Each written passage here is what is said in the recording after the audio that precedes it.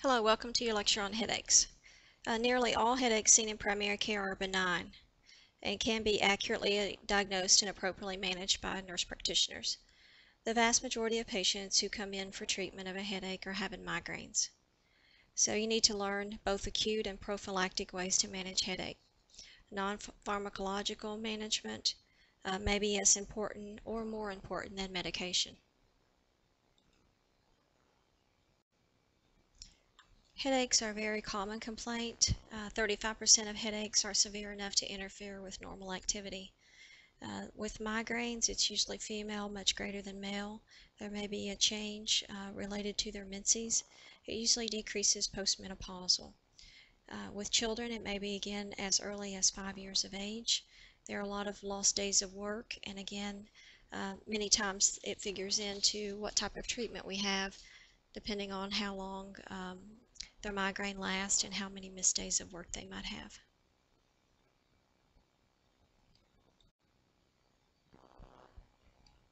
Primary headache, again, is the most common. It accounts for almost all the headaches you will see. Primary headaches include tension, migraine, and cluster headaches.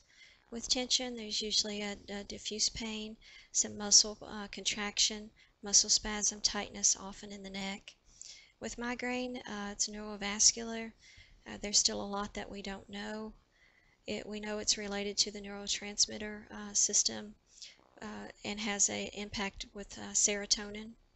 Over the past decades, we've used triptans, and that's worked well. It also may be a dysfunction of brain stem pathways. With cluster headache, it has the same pathophysiology as migraine, but we know that it also may involve the hypothalamus. Secondary headache is much less common. It can be due to drugs or toxins, infections such as meningitis or sinusitis, pain from a tumor, hemorrhage, edema, inflammatory diseases such as giant cell arteritis, diseases of the eye, ear, or teeth. Secondary headaches usually have some discernible cause: a hangover, fever, lesions, irritation, intracranial pressure changes. It's more common in the elderly and in kids under the age of 2. If it's a primary headache, it's treatable in primary care. If it's secondary, it may be more serious and it needs further investigation and workup. With prevention, it really depends on what type of headache that we're talking about, but we do know that stress, lack of regular exercise, anxiety and depression play a role in the development of both tension and migraine headaches. So we will discuss specific triggers and preventive measures with each headache type. With tertiary, we think about preventing disability and also preventing rebound headaches. Rebound headaches come from overuse of treatment medications, anything from Tylenol to narcotics. And overtreatment is by definition greater than 15 days of an analgesic use per month. And we're going to talk about this a little bit more in depth. Again, lifestyle, regular exercise, sleep, meals, counseling if it's related to stress or emotional responses.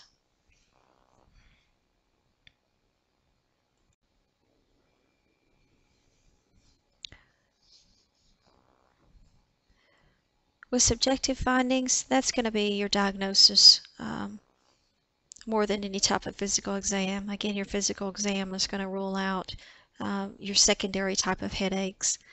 A good history is how you diagnose a headache, and there's lots of questions that you need to ask. If you ask the right questions, you can make your diagnosis as far as the type of headache. Some of the things that you really need to ask: is there a warning sign of the attack, such as food cravings, weakness, visual symptoms? Are there triggers such as withdrawal from caffeine, stress related to menses, foods, drug use, exertion? You need to take a medication history, what medication the patient's taking for other conditions, what the patient thinks is causing the headache. Is the patient afraid of a tumor? When did the patient first have headaches? Did they begin suddenly or build gradually, last hours, days, minutes? What time of the day do they have headaches? Is it the same time every day? Is the onset at night? Is the onset upon awakening? What's the frequency? What's the pain on a scale of 1 to 10? And describing the pain. Is it band-like, squeezing, pressure, pounding, throbbing? You need to ask about location. Is it always the same? Is it unilateral or bilateral? Does it start unilateral and change? What are the things that make it better or worse? Bending, standing, sneezing, coughing. What makes it better? Ice, dark room, staying very still. Do they have nausea, vomiting, sensitivity to light, sound, odor? Have they ever had loss of consciousness with these? Is there scalp tenderness? Do they have a prior diagnosis of headache? Also, you want to ask about family history. 70% of those with migraines will have some family history.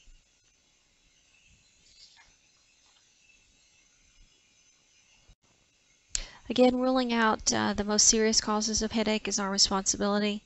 That can be difficult. It takes a really good patient history to make you confident that you don't need expensive scans. I like these guidelines, and they help with decision of when to refer and to work up a patient for something more serious. This is called SNOOP, and it helps rule out secondary headaches. In secondary headaches, the headache is a symptom of an underlying condition.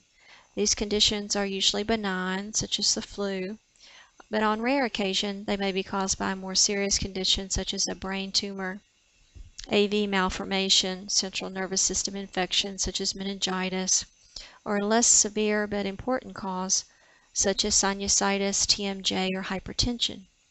Certain medications, such as sulfonylureas and antidepressants, can cause headaches. So you need a careful history, especially of the headache pattern for the last 6 months, a focused physical and neuro exam, and patient headache diaries to assess the factors affecting the pattern of headaches. If you have migraine with an aura, you may have some neuro symptoms, so it may mimic a secondary headache. However, the secondary headache does not conform to one or more of the following characteristics of migraine with an aura.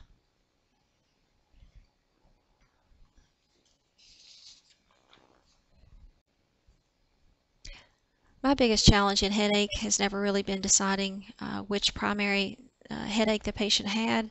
It's being comfortable with my assessment and not feeling pressured to do diagnostics.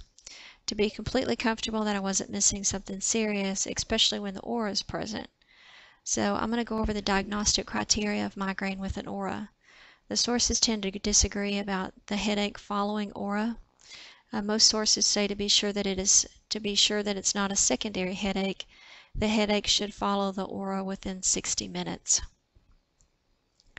So migraine with an aura, you're going to have visual symptoms, a gradual onset, sequential progression of an aura, such as visual followed by speech, etc. And usually when this happens, it always happens exactly the same. Recurrent attacks are of identical nature, so you don't have problems with speech one time and vision the next time. It tends to be whatever order that your migraine happens in with the aura, it happens that way each time. A duration of the aura is at least 5 minutes, but less than 60 minutes. And headache follows the aura greater than 50% of the time, and that's where the sources tend to deviate a little bit.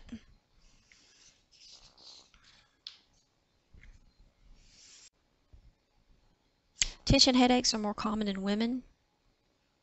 They're worse in the evening. They're related to stress, worry, depression, anxiety.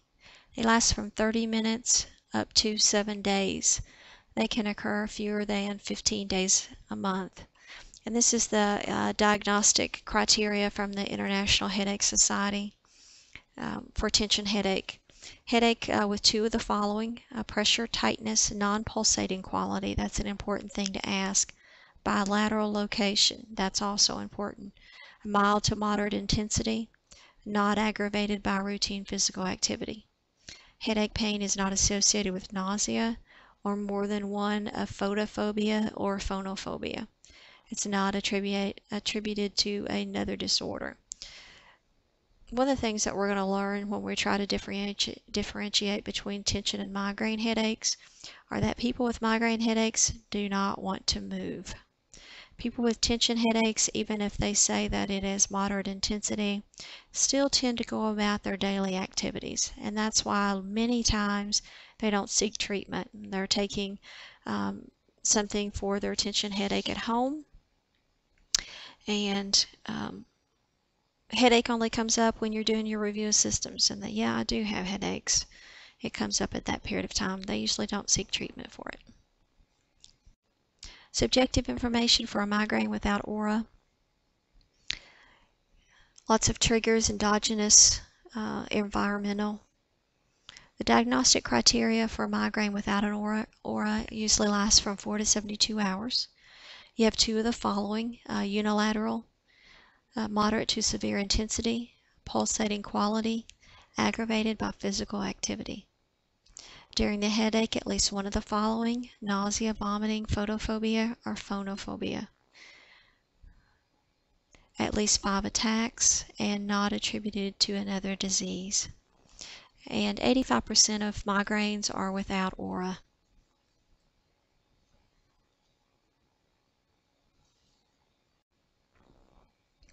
Subjective data for migraine with an aura.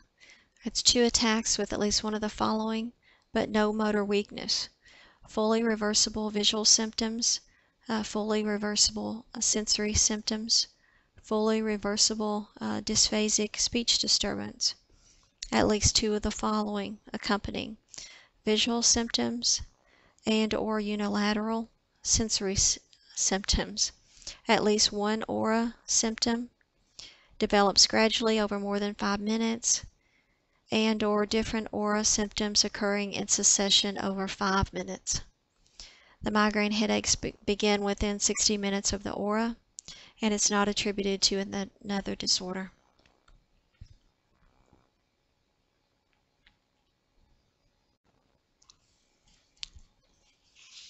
When choosing a pharmacological treatment, be sure to take into account your past medical history as well as your comorbidities.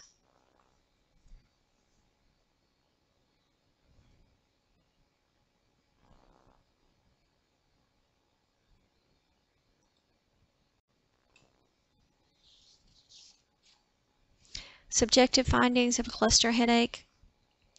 It's usually male, 3.5 times more often than female. Cluster headaches are characterized by a pattern of periodic cycles of headaches, which are most likely episodic, about 90%. They occur at regular intervals for weeks to months, and then there are long periods of pain-free breaks.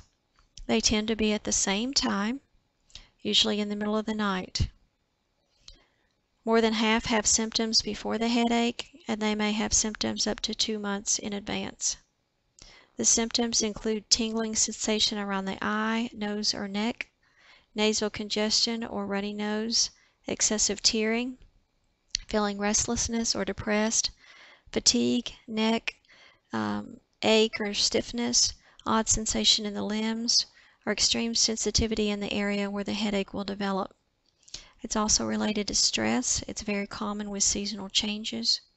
Again, they're going to have time periods with no clusters. Most frequent occurrence at night in middle-aged men, but may involve adolescent men. So nightly for a week or month, lasts at least a few minutes to a few hours. It's severe. It begins as a unilateral pain behind the eye, usually involves the entire side of one entire side of the head. It's usually called stabbing, and their eyes and nose symptoms tend to be common on the affected side. So the diagnostic criteria is going to be severe unilateral orbital, supraorbital, and or temporal pain lasting 15 to 180 minutes with at least one of the following: conjunctival injection or tearing, so their eyes can be really red and tearing, facial sweating, meiosis, nasal congestion, rhinorrhea, eyelid ptosis or edema, and again, of course, not attributed to another disease. As you can see, your subjective data is really going to help you make the decision about what type of headache. Objective findings, your physical exam may be completely normal. You need to do a complete physical exam because it allows you to rule out that secondary headache. It's better to do a complete exam and to chart it than to just send everyone for a head CT. Of course, you're going to look at HENT, fundoscopic, extraocular movement, pupils. Again, we're ruling out that secondary headache. Ears, nose and throat, sinuses. Again, we're looking for those infectious processes. TMJ can cause a headache. We never want to miss temporal arteriitis because that can be cause blindness. Check their neck for range of motion. Again, you need to rule out meningitis, but of course, hopefully they're going to have lots of other symptoms if they come in for that. You look at their heart, lungs, musculoskeletal, their gait, their scalp, checking for tenderness, neck, shoulder muscles. Is this a tension headache? A really good neural exam. So in summary, how to tell the difference between these different types of migraines. Tension is bilateral, but also 20% of migraines are bilateral. Tension pain is usually described as band-like and non-pulsating. Occasionally with tension, you'll get some sensitivity to light and sound, but rarely nausea. Another way I differentiate is that with tension headaches, people usually do normal activities. With migraine, patients do not want to move. With cluster headaches, remember they are rare and mostly male. They're the same in that they're unilateral.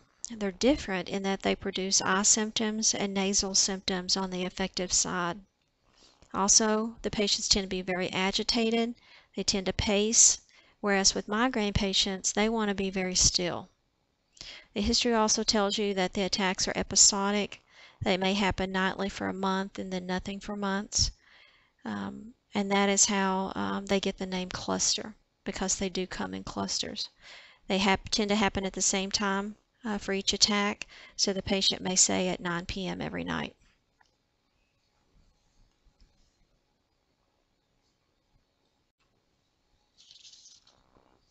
A lot of differentials. Of course, very first thing you have to do is figure out if it's primary or secondary. With migraine, with aura, it gets a little harder because they may really have some neurologic symptoms, so you have to rule out that TIA, stroke, aneurysm. You know, we're always worried about that headache where someone comes in and says it's the worst ever, and we have to worry about hemorrhage at that point. Temporal arteritis, again, I mentioned that, new onset, temple pain, pain behind the eye, throbbing, can lead to blindness if it's not treated. A physical exam, they have a firm, tender temporal artery. If you get labs, your SED rate's going to be elevated. Your CRP will be elevated. With tumors, you get a very gradual onset, tends to increase with activities that would increase intracranial pressure. So that would be bending over, sneezing, those kinds of things. TMJ is another differential diagnosis. Cervical problems or trauma, hypertension, hyperthyroidism. Again, you always have to think about those rebound. If they are having daily headaches and they take analgesics greater than 10 days a month, and they can get some rebound headaches. Danger signs are a new onset in the very young or over the age of 50. If they have sensory or motor deficits, if they have cognitive deficits, if they have a headache with vomiting but not nausea. So if the headache has this projectile vomiting but they are not nauseated with it, that can be an ominous sign as well. So those are the big things that you kind of need to look out for. With your plan of care, you want to rule out any structural problems. CT, MRI for tumor, for trauma, if it's a new onset headache, or if it's changing a headache pattern.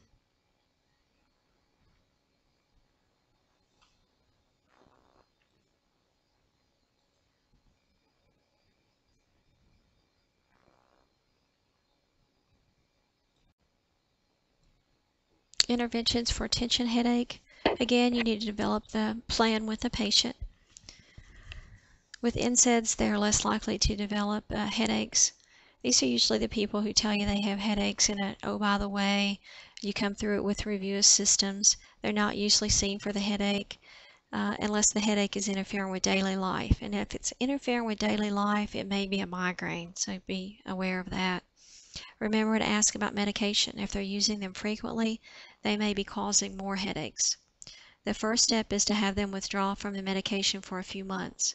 In the meantime, you can add an antidepressant, usually a tricyclic. Studies are showing that SSRIs may help, and they've looked at Prozac, so it may be worth a trial. Also recommend stress management and daily exercise. You can have the patient try some of these techniques as well as keep a diary and limit caffeine intake. Things that may trigger the headache. Sometimes it's as simple as not getting enough sleep or needing a vision check. So you need to develop a plan with the patient and do the patient teaching.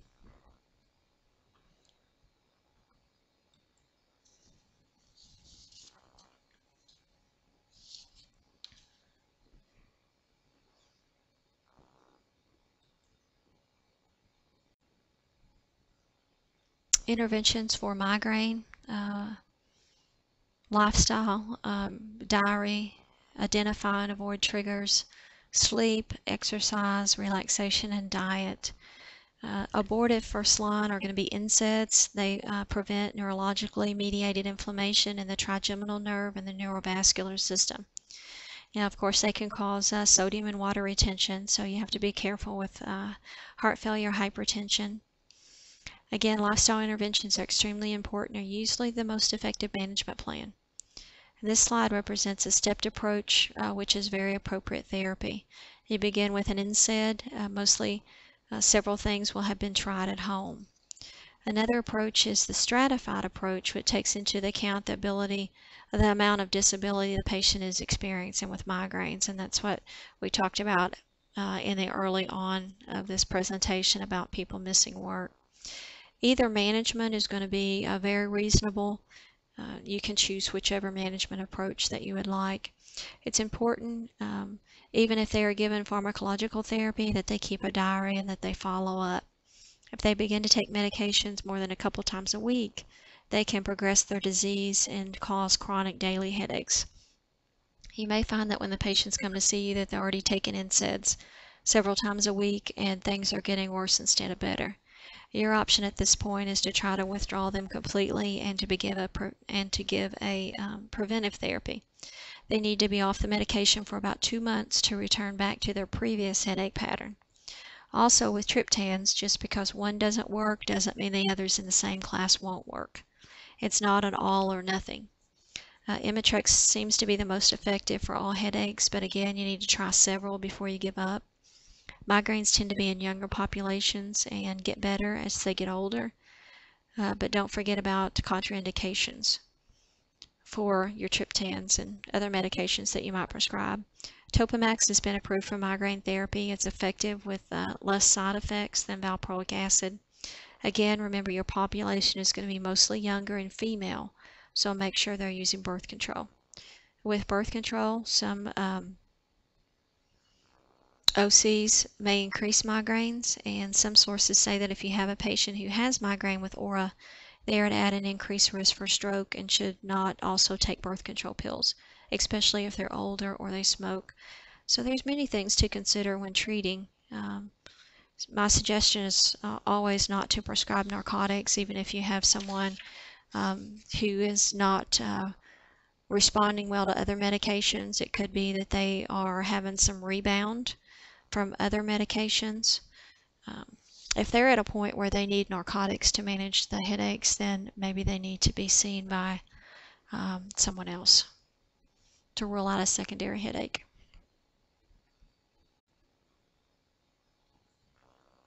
Beta blockers have been first line for a long time in prevention of migraines. The concern with them is that the ones most commonly prescribed are older and non-selective, and that means that they produce more CNS symptoms and side effects. One of those is commonly depression, so make sure that's not a comorbidity, which is very common with migraines. Also monitor for fatigue.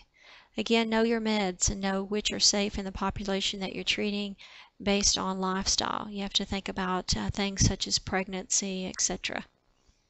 The preventive guidelines, if they have 2 or more attacks per month that produce disability lasting 3 or more days per month. If there's any type of contraindication to or failure of acute therapies, and again, these will be your people with hypertension, severe hypertension who couldn't take the triptans and those sorts of things, then the use of abortive medication more than twice per week, the presence of uncommon migraine conditions such as migraine with an aura, all of these people are under the guidelines for prevention of migraines. And this is probably, based on the patient. I've never had a migraine, but when I hear people describe them, I could probably have one and I would say I want preventive therapy. So again, make the plan with the patient.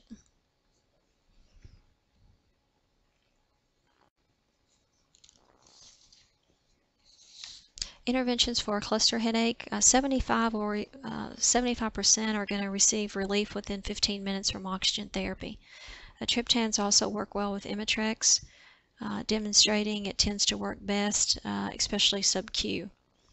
You want to watch your risk factors. Remember, they're older and male, so they may have some risk factors that Imitrex doesn't work with. As a preventive, verapamil works in almost 80% within 2 weeks, and it's usually 120 milligrams TID. Steroids work faster, 40 milligrams a day, and taper over 3 weeks. Alcohol, nitrates, and vasodilator drugs can cause attacks. Most men are smokers or have been smokers. Smoke cessation doesn't seem to affect the headache or make it any better.